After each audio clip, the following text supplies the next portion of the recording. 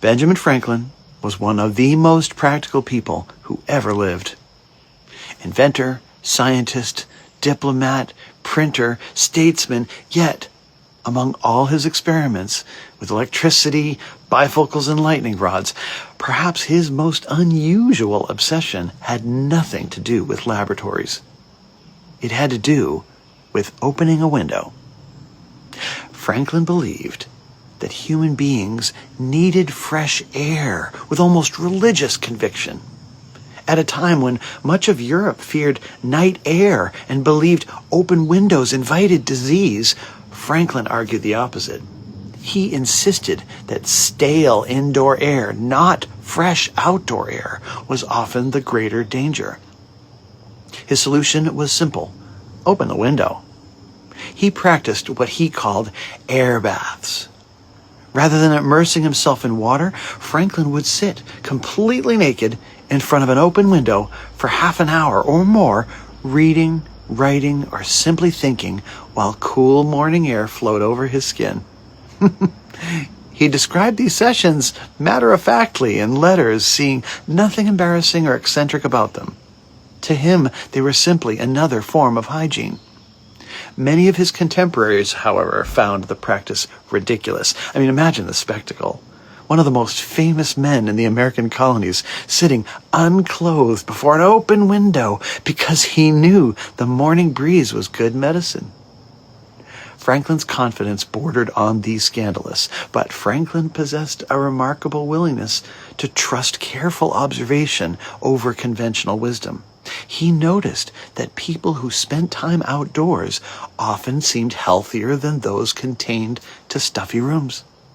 He questioned prevailing assumptions instead of simply inheriting them.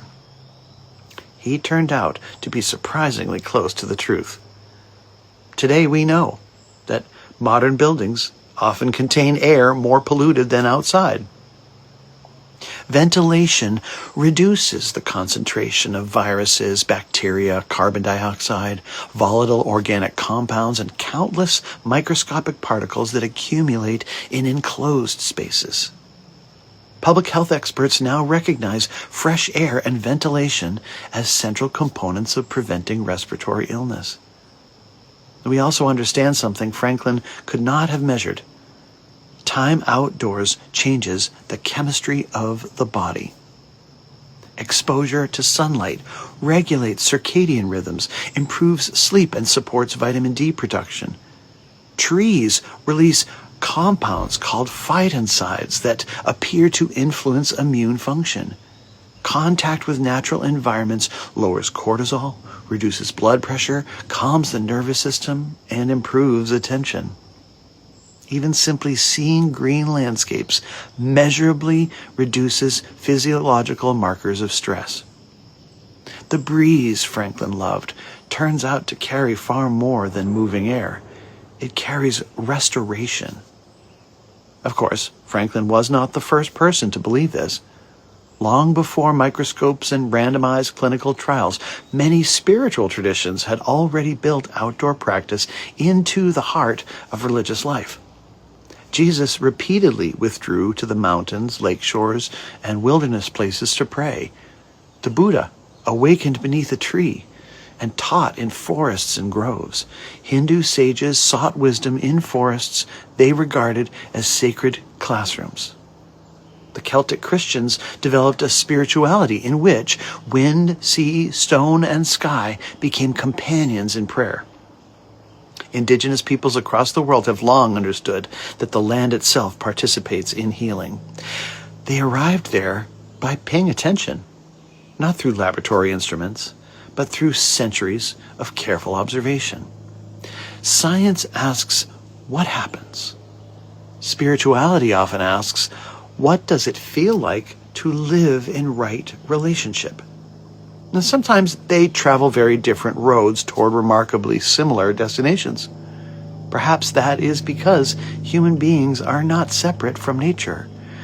We are expressions of it. We evolved beneath open skies, not acoustic ceiling tiles. Our nervous systems developed amid birdsong, moving water, shifting breezes, changing seasons, and sunlight filtering through the trees. For nearly all of human history, the outdoors was not somewhere we visited. It was where life happened. Modern life has steadily reversed that relationship. Many of us spend more than 90% of our time indoors beneath artificial lighting, breathing recycled air, staring at glowing rectangles, while our bodies continue waiting for signals they evolved to receive from the living world. No wonder something feels slightly unfinished. Perhaps the soul notices before the intellect does. That may be why stepping outside produces an almost immediate sense of relief that seems disproportionate to the act itself. Nothing dramatic has happened. The problems remain. The emails still exist. The diagnosis has not disappeared. The planes still fly overhead. But something inside us begins to soften. Our breathing deepens. Our attention widens. The world grows larger than our thoughts. Whether we describe that as neurological regulation, environmental psychology, divine presence, or simply fresh air, probably depends upon the language we prefer. The experiment itself, the experience, remains consistent. Benjamin Franklin may have looked eccentric sitting with his bare booty exposed before an open window, but perhaps his greatest insight was not about nudity at all. It was about remembering that we are living creatures. Sometimes wisdom is not found by adding another productivity system or another philosophy or another layer of complexity. Sometimes wisdom begins with doing something astonishingly ordinary, like opening the window or standing outside with your bare feet in the grass, letting the world touch you again.